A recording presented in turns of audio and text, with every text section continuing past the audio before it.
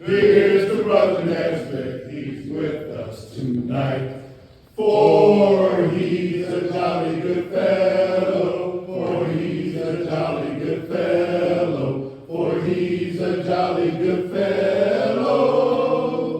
And he wears the cap up in speech. Short. We're going to teach you guys. Good evening, brothers. Good evening. Emmett, Brother Horn, thank you so much for that tremendous introduction.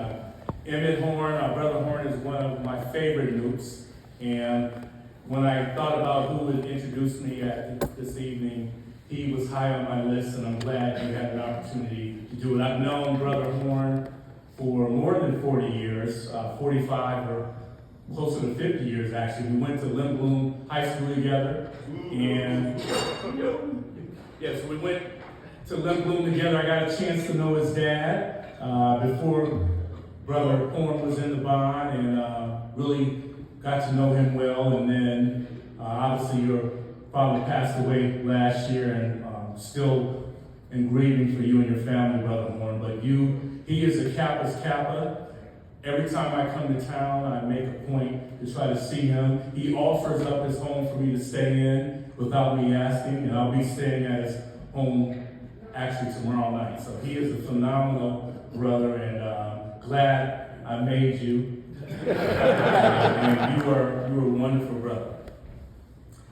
I want to first say thank you all for having me as your keynote speaker. It's an honor, it's a privilege, and once you hear my story about the 40 years I've gone through, it wasn't always promised that I would be before you to give such a speech. I've gone through some hills and valleys over these 40 years, making it to the point I'm at today. So I am honored. Brother Beckham, thank you for having me in your committee, having me as the keynote tonight to speak to the good news, and it means a lot to me.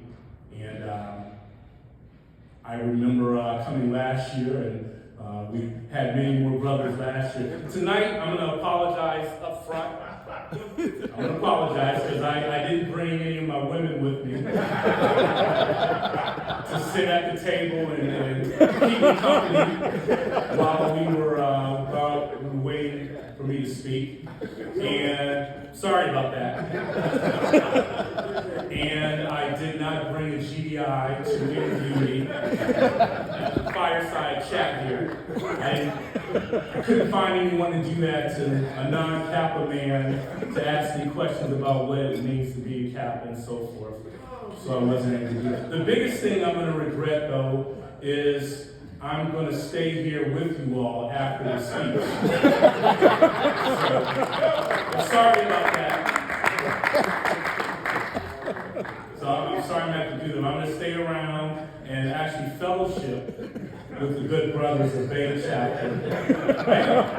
I am. So, again, my apologies about that. You're welcome.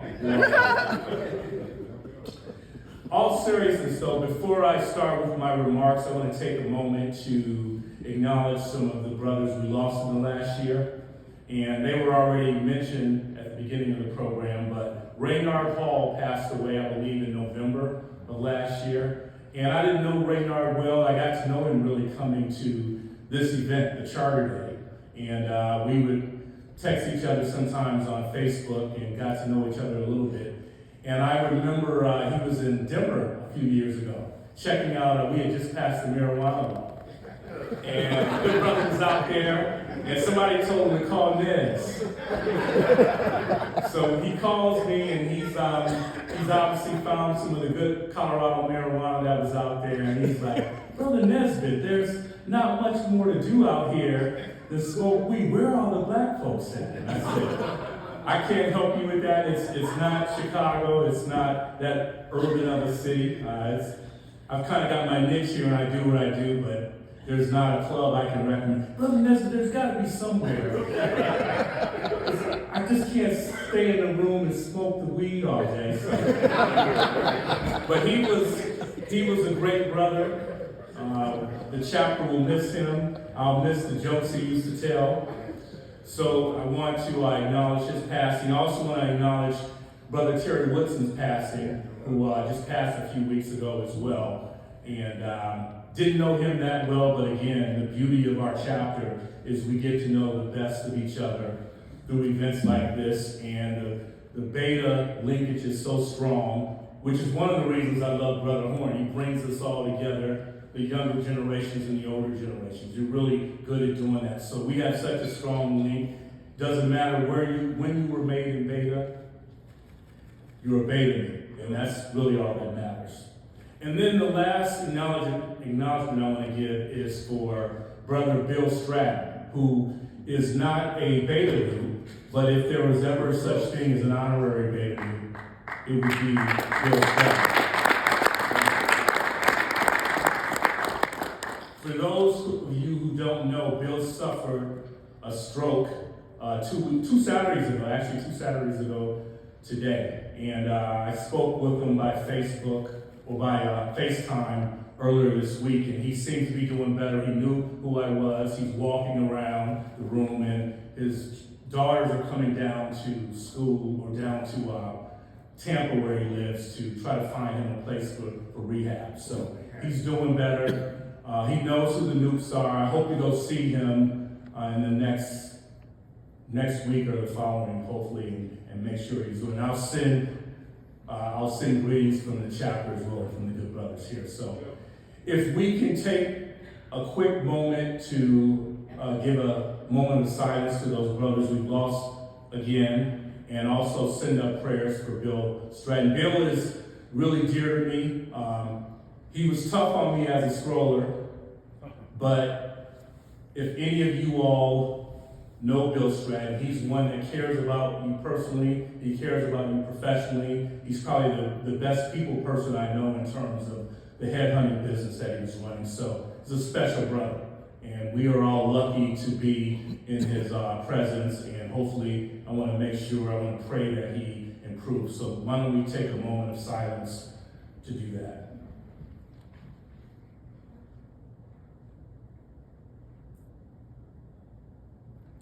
All right, thank you all.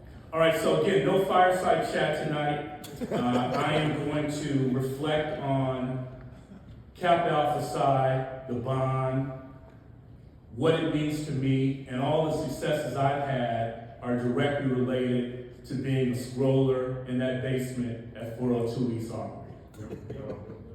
And the perseverance and the adversity that I had to go through, from pledging, from looking up to the big brothers, everything I learned there I can tie directly back to being a scroller on this yard. And I take that with me 40 years later. Listen to me, brothers. Yeah. They say that we can. We gotta take a stand and be a man to cross those burning sands, oh Lord, to make it into Kappa land. Do you have that burning desire? Yeah. That can't be had by any means. We gotta work together, side by side, until we cross those burning sands, oh Lord, until we make it into Kappa land. The road to Kappa land is long, rough, and rocky. Takes a hell of a man to hold up his own load. If you ain't man enough to take that lonely journey, get your shit off the road and let a real man through. Get your shit off the road, because Kappa ain't you. Now excuse my poor voice, but that is a song that brings up a lot of emotion for me. It's a song that I sing today, 40 years later after pledging. That's the song my line, Kappa Ship to Hell and Back, sang in the probate show 40 years ago. And it has themes of perseverance and the toughness of pledging. And when I sing that song so much, my kids start singing it. But it's special to me. It is about facing hard times and making it through. It's about knowing that there's a goal to be had and walking towards that goal, no matter how tough it might be. And as I said, being a scroller in the wonderful bond, or before the bond of K's side, really prepped me for that. And I would face adversity later in my life. I could always look back on the fact that I was a scroller. I was in the scroller club. And I learned brotherhood there. I learned fidelity. And I gained knowledge in that club. And it prepared me for life. So tonight I'm going to talk about those themes and how the success I've had is directly tied back to being a scroller on the yard here at U of I. Now, I went to Lindblom, as I said. I went to Lindblom High, graduated in 1983. And before graduating, I didn't know much about the Greek system or Kappas or so on. I was in this club in high school, and I didn't know much about Greek life, as I said, but the club would, of all things, mirror themselves against another less refined and unsophisticated Greek fraternity. And I didn't know, but I was in the club, and we would attend these parties, these college parties at IIT. You guys probably remember that. And a lot of the college kids would come home, the college students would come home, and I would attend those parties. And there was that group, unrefined group, doing what they do, hopping around and so on. And then there were the newts who were refined, polished, and that pretty crimson and cream that stuck out so much when I looked at it. It was bright, and the brothers that wore the Kappa diamond were brothers to look up to. I had been at Lindblom. I had known Brother Hightower a little bit. We weren't great friends at Lindblom, but I knew he was a scholastic superstar there, and he had gone down to U of I and pledged Kappa, and I looked up to that. And Brother Rob Gay, who went to Lindblom with me as well, with his brother John Gay here. And I knew he was a distinguished gentleman. So when I started thinking about what am I going to pledge, what makes most sense for me, it was easy. My personality was such where I knew I fit more in with these guys than any of these other fraternities out here. And the women were all over the news. They were all over the news. The Dukes had an air about them. They were. The Dukes had an air about them. I know now because I've been in. But at the time, it was quite different. None of the other organizations looked like that. And I gravitated towards that. And it was one of the first times in my life where I decided to walk to the beat of my own drum. So a lot of my high school buddies decided to go that other way. And very few of them went the right way. But I knew I was going to go the right way because I had role models to look at. I knew this is the fraternity that more matches my personality and what I'm looking to do. So when I got accepted to U of I, and I knew that there were Kappas on campus, I was really excited about that. I saw myself as a Kappa man. I arrived on this campus in the fall of 1983. I lived in Scott Hall. Is that still around, young man? They tore it down? It's still there, okay. So I lived there the fall of 1983, and I enjoyed campus life as a black student on a predominantly white campus. I made some good friends. I think who ultimately would become my ship. I knew Bodine down here, and John Gay went to Lindblom with me, so I had some friends, but I saw those nukes. I saw brothers like Terrence Casey and Sherade Miller Salik, and they were running the yard. And Ed Hightower and Cater Menace, they were running the yard. And we would go to these parties at the Union, And they were okay, but all the women were talking about going back to the Kappa house. And we were not invited to the Kappa house. So that was always No, you weren't. yeah.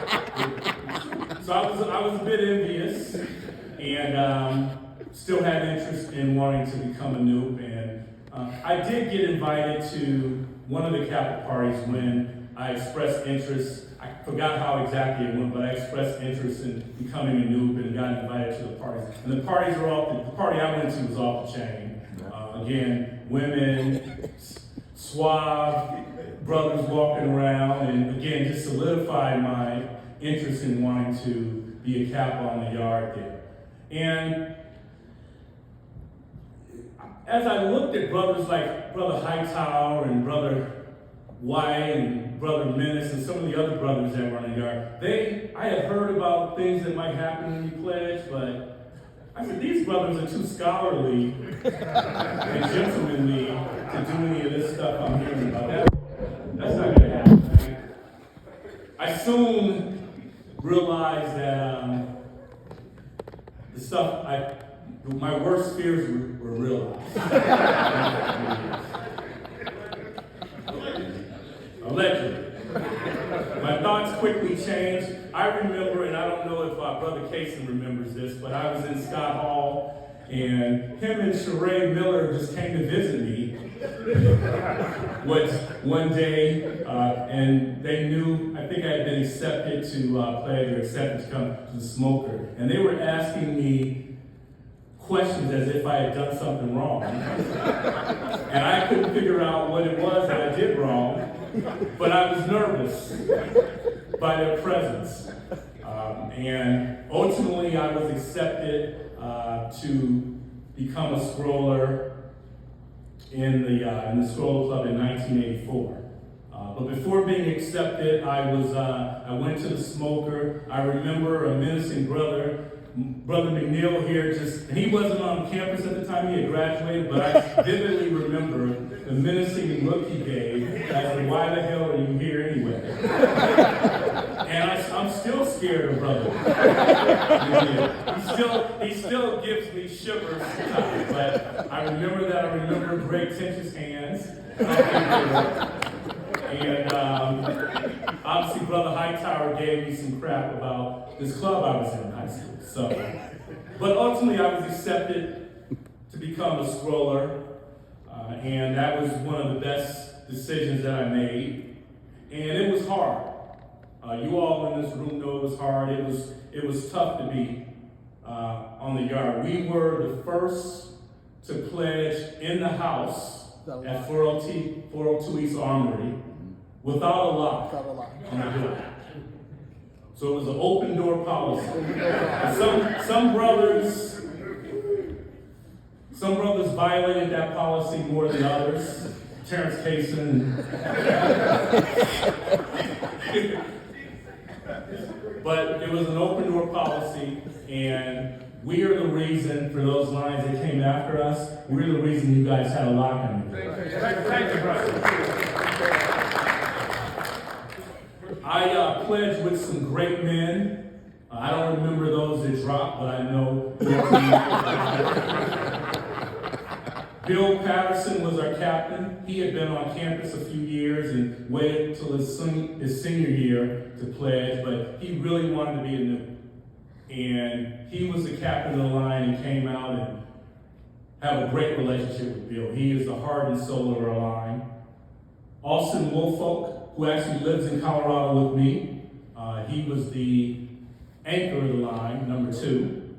John Gay, who again went to high school with me, he was the number 4. Oh, I'm sorry, I missed it. Mike Samuel. Mike Samuel was number 3. Now he's going to give me some. Calisthenics. No. Mike Samuel was the number 3 on our line. Then John Gay was number 4.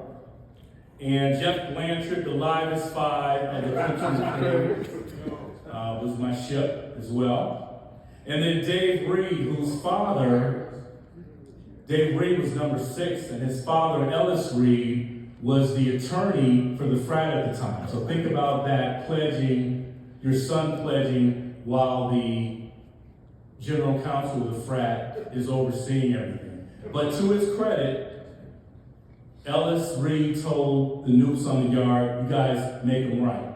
And we were made right. We were made right. I was number 7 on the line, and Mike Daniels was number 8. Cold chill.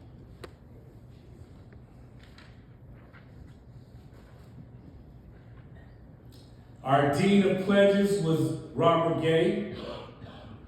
Bill Stratton, who I talked about earlier, was our assistant dean.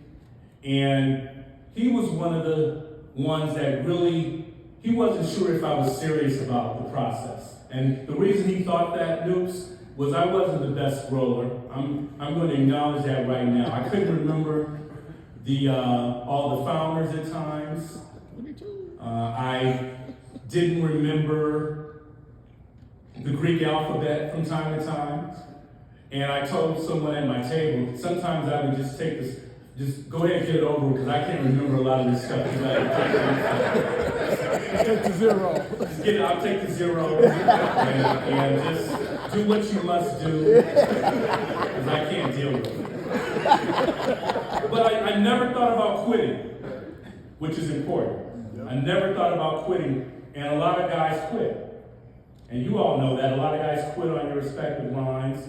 It never occurred to me because I wanted to be a Noop. It was in my heart. I had a strong group of ships who supported me, and I tried to be the same with them. And we loved each other, and we knew we were going to make it through. And the road is rocky, but we knew we were going to march through and do whatever we had to do. And as my ship, the captain would say, man, I'm just waiting for ship. And that's what we were waiting for, to get to ship, because we knew we were close to Capital Land. So the struggle experience, as difficult as it was, it honed my resilience. It helped me become a leader. And it really taught me about the fraternity's ideas of knowledge, fidelity, wisdom, and achievement. And we crossed on March 31st, 1984, and we had the infamous IHOP dinner or breakfast that morning. They probably were still doing that down here. And where all the big brothers, or formerly big brothers, are trying to be nice to you and you're still shell-shocked that morning. But it was great to be a Kappa man. This month, as I pointed out, or next month, marks our 40 years in the bond. And our ship is still tight. We still do a lot of things together, still love each other, and we have achieved beyond what all of us probably thought. John Gay here is a very well-respected architect in the city of Chicago.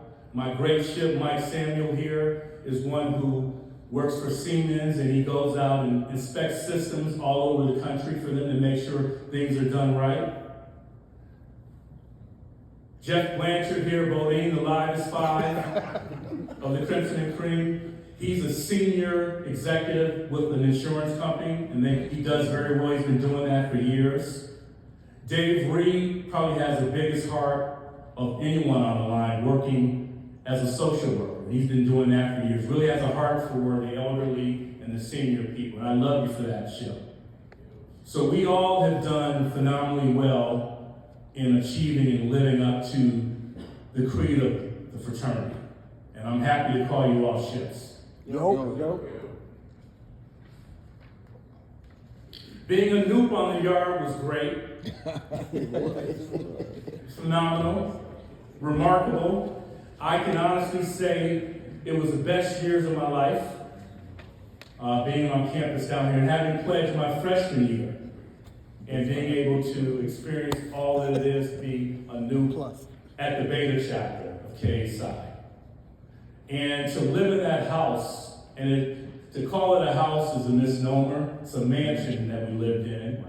And we developed a brotherhood and kinship. We did things together. We did community lot of community affairs, and I remember we played a basketball game at a prison one time, a community event. We got our butts kicked, but it was a great community event. But the point is, we bonded.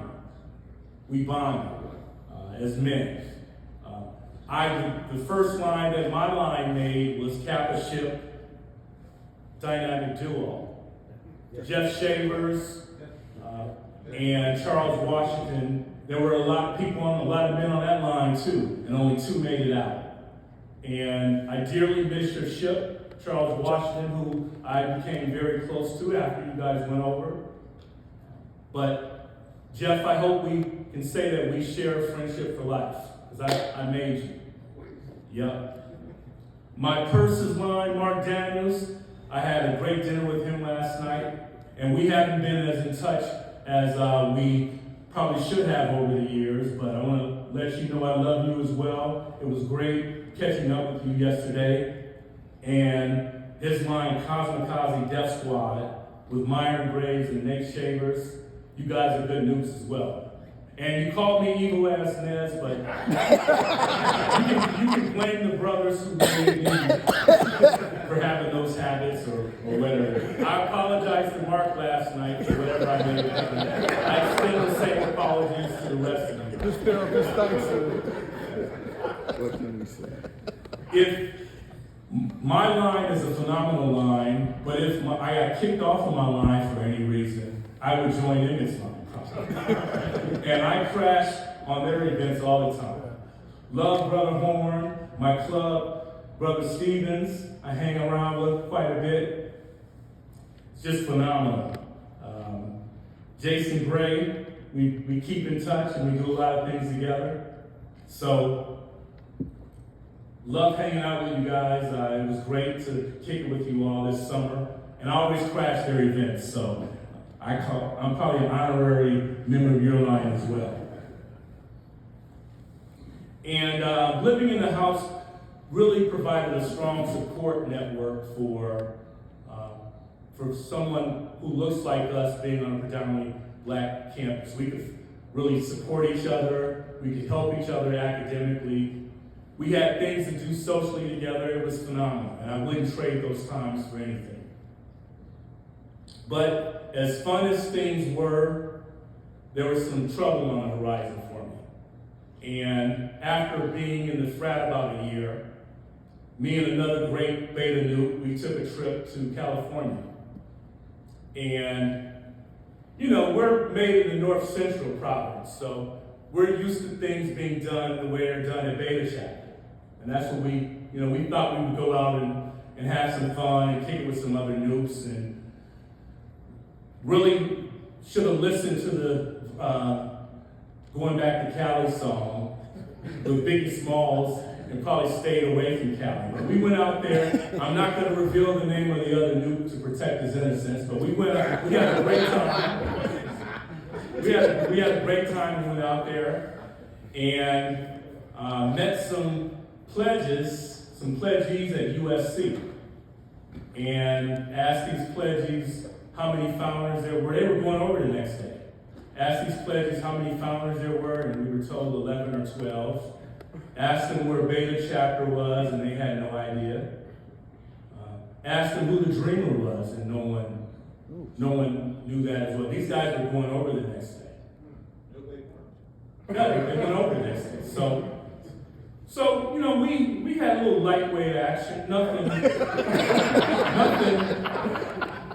that would even kind of cross the scale here or do anything that would raise any eyebrows. And got back to the Beta Chapter a few weeks later and got a note in the mail from the Western Province saying we were going to have a hearing against us for alleged hazing. That wasn't hazing what we did. That wasn't hazing. I don't know what they're talking about. But we were poor college students at the time. We weren't going to go back to Cali and appear before a tribunal that was probably stacked up against us. So we just threw the letter away. We didn't throw it away, but we ignored it. We decided we weren't going to go back out there. And they had the hearing, and shortly thereafter, I was expelled from the fraternity. And that was a dark day for me. I try to keep a straight face and keep my wits about me, but it was hard after going through that pledge process and then losing the car. But I bring all this up not to solicit sorrow or to make you feel sorry for me. And I ultimately got my life membership back and got my car back, as did the other great brother. But, thank you. But why I'm bringing this up is because many brothers in this room were very supportive of us when we got back. There were calls from the Providence poll mark that they shouldn't be living in the house, that they shouldn't participate in any fraternity activities or anything like that. And there were brothers who wouldn't have that. They stood by us. Brother Hightower is one person that comes to mind who is adamant. These brothers are going to stay here. They're going to participate. They're nukes that were made at the Beta chapter. And that is a testament of brotherhood to me more than anything. I never felt ostracized. I never felt like I wasn't part of the bond. I always felt like I was a baby. And I wasn't on the formal scroll at the time, but the nuke was here. Achievement and the brotherhood was in my heart. So I want to say a special thank you to the Beta nukes who were supportive. And I can't think of any who were non-supportive, to be honest with you. And that meant a lot to us, and I'm sure it meant a lot to the other brothers as well. But we are good now, and we were always good. But it's always good to have that formal name back on the scroll. And I want to thank Brother Horn. Brother Horn was one of the brothers who wrote a great reference letter for me to get back in the bond. So we'll not get back in the bond, but get back formally in the bond. But I've always been a nuke for 40 years, and will continue to do that. So thank you all.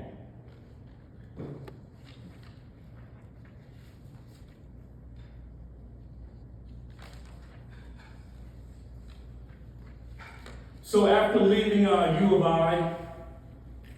I sought to follow the fraternity's creed of achievement and really better myself through education. I got accepted to UCLA's law school and believe it or not, I went back to California. Like I didn't learn, but I went back to California. And shortly after being accepted to the law school program, I applied to the business school program. I always had a thought that I would want to maybe do something from an entrepreneurial standpoint, and I thought it would be great to have that MBA, and I thought it would increase the value of the law degree as well. So I applied and got accepted to the JD MBA program at UCLA, and that was great. I did pretty well in law school, wasn't top of the class, but of 30 students who looked like me, African American students at UCLA who looked like me, they asked 15 to leave that first year. It was a tough, rigorous class, tough, rigorous school. But hey, I'm from the stroller club, you know? I'm from the stroller club. So I buckled down, I studied hard, I did what I needed to do to put myself through school. I went out to UCLA with $300 in my pocket. That's all I had. My mom couldn't afford to pay for that secondary education, so I begged for financial aid, was able to do that, and lived a great life out there, stayed away from USC. But it was a top 20 law school and a top 20 business program. And I've heard from Brother Horn that inspired you and many other nukes who ultimately got their MBA to do the same thing. So I'm happy if I played a part in helping brothers achieve and look for those additional ways to better yourself through education. But UCLA was hard, and I buckled down and got it done. And I graduated in 1991 from UCLA and moved back to Chicago. Didn't have a job, but again, relied on the Newton Network to help me out. One of the first people I called was you guys ship Ken Jones. Ken motherfucking Jones.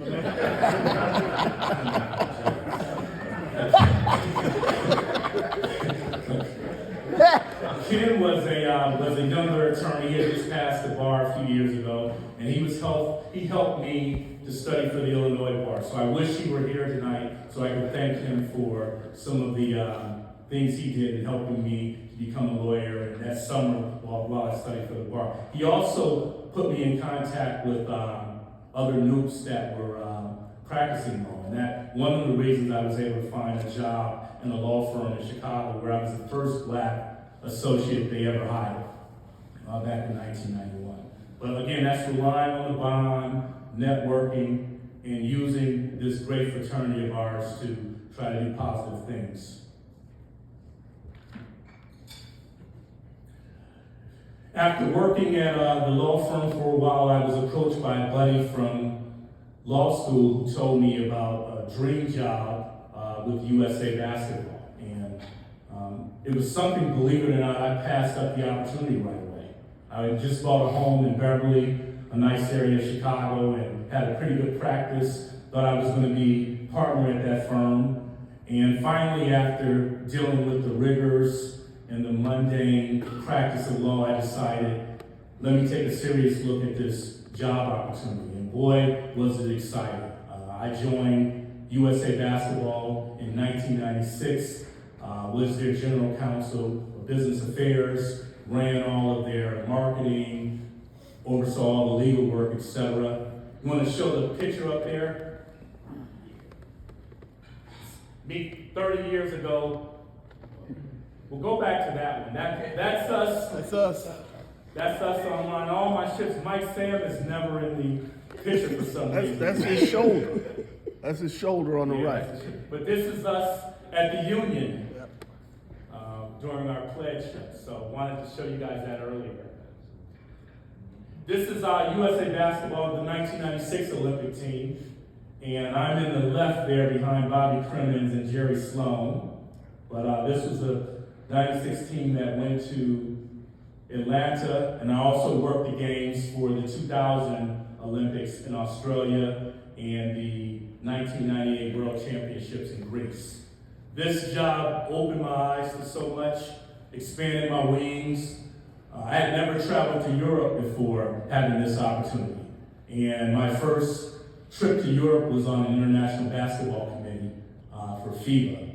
And I was so excited to travel abroad, and being in this position opened me up to travel. I've traveled to over 40 countries, all because of that love of travel really built up from working with this particular, in that particular role. I kicked it a lot with Charles Barkley and Pippen and Malone and all those guys, and would be on private jets with them, playing poker.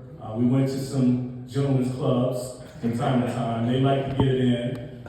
But it was a good time. And they respected me as a lawyer for the team, and it was really an exciting part of my life. But like all good things, and like corporate America tends to do from time to time, it came to an end. I had a new boss that joined. He didn't need a full-time attorney on staff anymore. So I was asked to find another opportunity. And that was kind of a crushing blow as well. You can imagine being in such a prestigious role, glamorous role, and then losing the opportunity to do that. It started me thinking about, I'm only going to do one more of these corporate jobs, and then maybe look to do something on the entrepreneurial side, because I don't want to be in a position where I am constantly wondering what's going on. But I knew I wasn't ready at the time to take on entrepreneurship like that. So I considered going back to a law firm, but didn't want to do that. Thought about moving back to Chicago from Colorado. This position was in Colorado Springs, by the way. So, and that's why I'm still out there. Thought about doing that, decided not to do that, and ultimately joined a commercial real estate company called Jones Lang LaSalle, which is a global corporate real estate firm that assists companies in advising on corporate real estate issues, development, just making sure they're optimizing their corporate real estate portfolio. So I joined that firm, in 2001 and really learned a lot about real estate. Again, thinking in my head, if this doesn't go the way I want it to go, I'm going to take this knowledge and apply it on my own and do something else. And learned a lot, was there for about 4 years, but again, it's corporate America. I have an inherent distrust of corporate America, and that's I probably lean on that too much, or probably overstate that a bit, but I always thought I'm gonna bet on myself, and I can do better if I put my own energy into building myself as opposed to working in corporate America. Corporate America has treated some people really well, but I just always thought I gotta be looking behind my back, wondering what's going on. So after a couple years at Jones Lang LaSalle and being passed on promotions, like a lot of us in the room, and not being valued, I decided to leave there and I wrote my business plan for the Nesbitt Commercial Group. And with this business plan, I thought I would focus on delivering corporate real estate services, commercial brokerage services to small and medium-sized businesses, government agencies, and so on. And that's what I did. So I launched out on my own in 2005, and I've been an entrepreneur ever since. And it's hard work, but I can't see going back the other way. It's been good. In 2006, I decided to sit for the bar exam in Colorado. I was licensed here in Illinois, but wasn't able to practice law in Colorado because I wasn't licensed there. So I sat for the bar there, passed the bar, and that was probably the best thing I did from the standpoint of entrepreneurship, because in 2008, with the Lehman Brothers crash, all the real estate deals dried up. So I did pretty well the first couple of years of my real estate company, but then when 2008 hit, I had to shift gears and start doing more on the law side. And I've been juggling those ever since. And it's two different sets of the brain that I use. The law side is more analytical. I'm helping companies with legal issues related to their real estate, etc. And the commercial real estate side is more sales focused, where you're just trying to find opportunities to represent clients, looking for space, etc. And I've been doing that now since 2005. So it's been a good living for me. It's sometimes more hours than I would like to work, but again, I bet on myself, and that adversity I faced and trying to go out on my own, I was prepared to do that because I was a member of the Scroller Club, and I dealt with adversity there. So it all ties back to what happened there and why I became an entrepreneur. In 2019, I started thinking, the entrepreneurial pursuits I've done, they're pretty good, and I can make a living, but I really wanted to focus on how do I build generational wealth for my family? How can I do something to really set myself up for retirement, put me in a place where I don't have to work as hard as I'm doing all these years? And I decided to go into development. And I had a company, a client I had been working with that was, they were a nonprofit real estate company, and they were looking for a partner to develop an affordable housing project. They owned the land, but they weren't developers, so they were looking for a partner to come in to develop the site, and they approached me about it. And I was leery at first. I didn't have any development experience.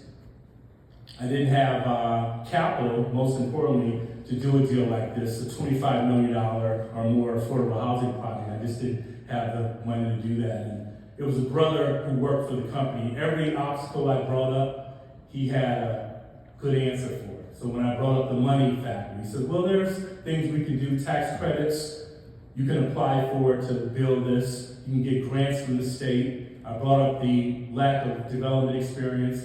He said you could partner with another more experienced developer. So I thought it was the right thing to do. I'm a risk taker. Again, I knew it would be hard, but I'm used to hard work. I'm used to going through a lot of things to get what I want. So I embarked on the development project in 2019, and we just had the groundbreaking on it 2 weeks ago. And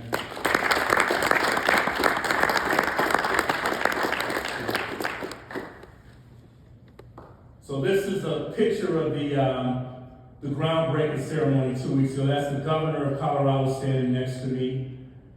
And let me scroll through a little bit more. This is a picture of the courtyard of the project. And there's another one here, should begin. So that's the project right there. It is 60 units, affordable housing. It's going to provide low-income housing for citizens in the 30 to 80% area median income. It's a $25 million project. It's a 2-minute walk to the light rail station, which connects to downtown Denver. We expect it to deliver in May of 2025. And this project checks a lot of boxes for me. Number one, it's going to help those that need housing. All throughout the country, there's a need for affordable housing, and to be able to say that I'm going to house and provide for 60 families is really important to me. Particularly as I say my prayers to the man above and think about what I can do to give back. This is a great way to give back with my skill set and what I've learned. I also like the fact that it is something that not enough black developers are doing. There aren't enough black developers doing projects like this, and there need to be more. So the young brothers back there who are in construction management, come talk to me, because we need to be doing deals like this. There's a lot of money out there to develop these type of projects, and I was the only one in Denver really looking to do this. The white guys are doing it all the time, but I wanted to get a piece of the pie as well. This is a legacy place for my family. My 2 teenage boys, they'll be able to, that's my family there. My 2 teenage boys, they're already talking about getting into real estate and wanting to kind of follow in my footsteps, so I feel really good about that. And as I mentioned before, it's a way for families to build generational wealth, which is what we're all ultimately trying to do, leave wealth behind for our families. So I'm very proud of that project, but to get there and what's involved in getting it done, that work ethic, again, ties back to what I learned here at the Beta chapter. So I'm going to conclude. I have a few things I've learned in my 40 years on the road to Capital Land and through Capital Land. The first thing I've learned is I can face adversity and come through the other side. We definitely faced a lot of adversity shifts 40 years ago on this yard. Those brothers that I thought were nice before we started pledging, they weren't nice when we got online, but we were able to make it through. We supported each other, and nothing has been harder than that for me. You know, there have been personal setbacks, you lose loved ones and so on, but that pledging KA side was hard, and I would do it all over again, believe it. Yes, sir. And I had no regrets about it. So that's one thing I've learned. The next thing I've learned is the achievement model we have is real. It really is. So the younger newts, when we talk about finding pie, it's a real thing. And I thrive to do that in every walk of my life. I hope to make my family proud. I hope to make the Beta Newts proud. And we have a very special bond amongst us. And I take it seriously. And I know I don't know what the models of the other fraternities are, but ours is real because we know Newts run the world. And the bond is remarkable. You know, I talked about some of the relationships I have with brothers that were on the yard the time I was down there. But it goes high and low. You know, I've got brothers. Brother Charlie Newman wasn't on the yard when I was there, and he's one of my favorite Newts now. He comes down to Colorado, and we've built a great bond. Brothers like Juan Gardner, who comes out to Colorado every now and then. These are brothers that weren't on the yard when I was there, but they're Beta Newts, and it means something. Brother Rob McGee, great Newt from Lindblom. I was gone from school when he pledged, but that doesn't mean anything. It's the bond, it's the Beta bond that connects us all. Maurice Thrower, my club, who I hope to see tonight, but you guys tell him I said, yo, any of his ships that are here that talk to him. Love that Nuke. I met him through Charlie Newman and was excited to learn he was my 7 club. And he's a great skier, so we skied together last year out in Colorado. Maurice Roberts came out and checked me out this past year, brought me some great beta paraphernalia. Again, another noob I didn't know on the yard here. And then Anthony Mills, who I talk to on Greater Beta Television every now and then, who cracks me up. My 7 club, King Creole, Mark Augusta, who I think about a lot. We don't talk as much as we probably should, but I think about you a lot, dude. And you meant a lot to me when I was online as well. So younger brothers, use this bond that we have, leverage it. It's important. It's out there. Doesn't matter how young you are, doesn't matter how old you are, we are all beta noops. Beta chapter is probably the greatest chapter in the fraternity. And I don't say that lightly. I talked to I talked to the current Grand Pole Mark at the Founders Day, and I talked to 2 past Grand Pole Marks at the Founder Day. And they say, what chapter are you from? I said, I'm from Beta chapter. Oh, single letter. Single letter. And it carries a lot of reference.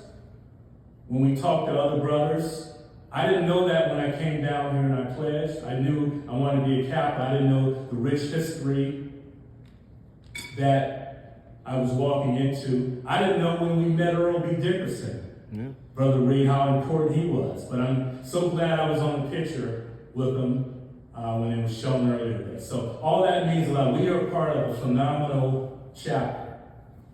And remember that. Because other brothers take note of it.